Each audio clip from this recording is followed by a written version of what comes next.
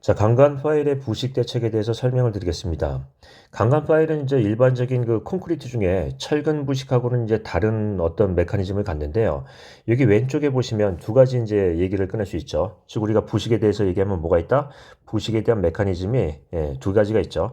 즉, 첫 번째는 용존 산소가 있는 환경에서의 부식, 용존 산소가 있는 환경에서의 부식.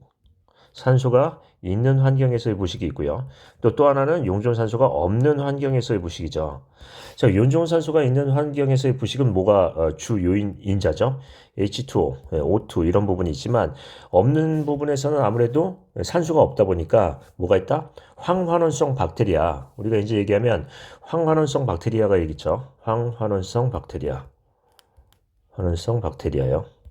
박테리아 부식이 있다 하는 거예요. 그래서 이 부식에 대한 부분의 내용을 두 가지의 메커니즘을 설명을 할 수가 있고요.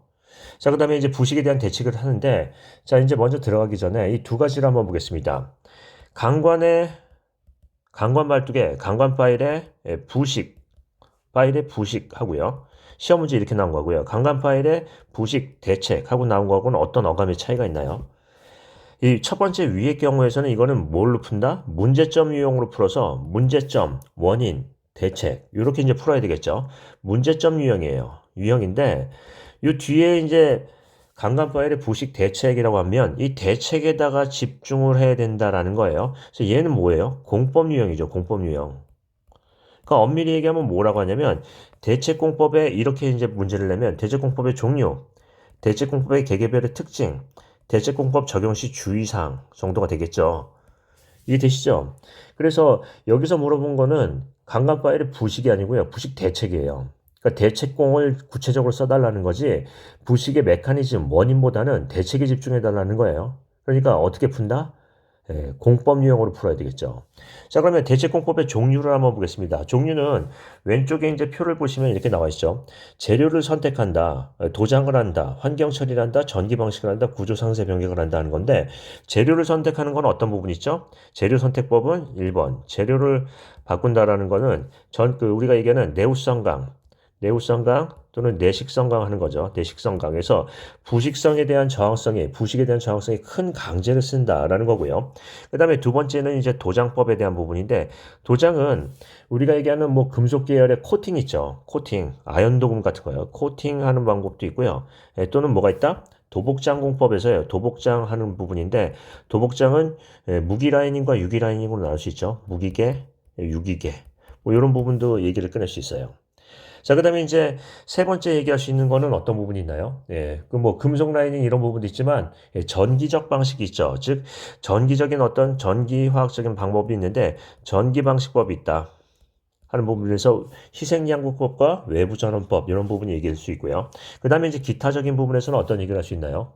예를 들자면 부식 환경을 제거하는 부식 환경에 대한 부분을 억제하는 방법이 있겠죠. 환경에 대한 제어해가지고 뭐 제습 또는 pH를 조정한다든가 이런 방법이 있을 수 있어요. 자, 그런데 이제 한번 보시면, 자, 우리 이제 크게 어떤 권고되는 방법을 한번 얘기해 볼까요? 자, 말뚝을 이제 예를 들어서 해상 장교 같은 거를 박는다. 이렇게 이제 보면, 자, 이제 보시면 여기 이제 물이 있어요. 물이 있는데, 자, 여기 물이 있는 부분이 있고요. 그 다음에 이제 지중이 있죠. 그러니까 우리가 얘기하면 여기는 기중, 여기는 수중, 여기는 지중이에요. 그러면 이 지중에 대해서 각각에 대해서 어떤 방법이 좋느냐라는 걸 한번 보시면 보통 이제 기중에서는 어떤 방법이 좋죠? 이게 이제 생각을 해보면 피복 방식이 피복 계열이 날 거예요. 근데 지중에다 피복을 하면은 관입 시에는 손상이 되니까 지중에서는 뭐가 난다? 피복보다는 다른 방법이 낫겠죠. 그래서 여기 이제 보시면은 이 밑에서는 전기 방식. 이런 부분이 있고요. 그 다음에 여기 이제 피복적인 부분에서 얘기하면 이걸 좀 더 구체적으로 여기 위에서 피복에 대해서 보시면 어떤 방법이 있다? 위에서는 코팅, 밑에서는 라이닝 계열, 라이닝 계열 이렇게 이제 얘기를 할 수 있겠죠. 그래서 이 방법에 대한 부분도 어떤 환경에 따라서 권고될 수 있는 방법이 다를 수 있다라는 거죠. 그런데 특히 우리는 어떤 부분을 얘기한다? 해양 환경에서의 비말 때 즉 해양 환경에서의 비말대에 대해서는 염해부식 속도가 상당히 빨라요. 따르기 때문에 염해부식 속도가 얼마요? 0.3mm per year예요. 자, 1년에 0.3mm의 어떤 그 단면 결손을 유발할 수 있는 부식이 발생된다. 즉 부식 속도가 상당히 빠르다라는 거죠. 따라서 이런 부분에서는 어떤 걸 강조할 수 있다?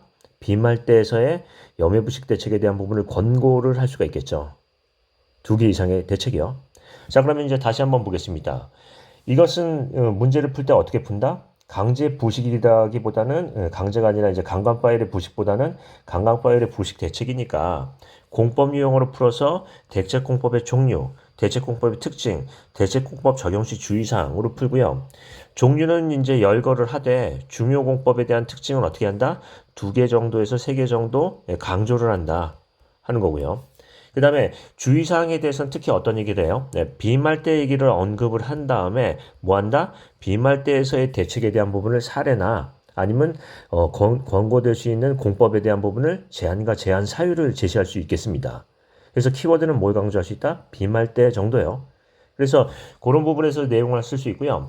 기본적으로 이제 지중부식에 대한 부분은 알 수가 없죠.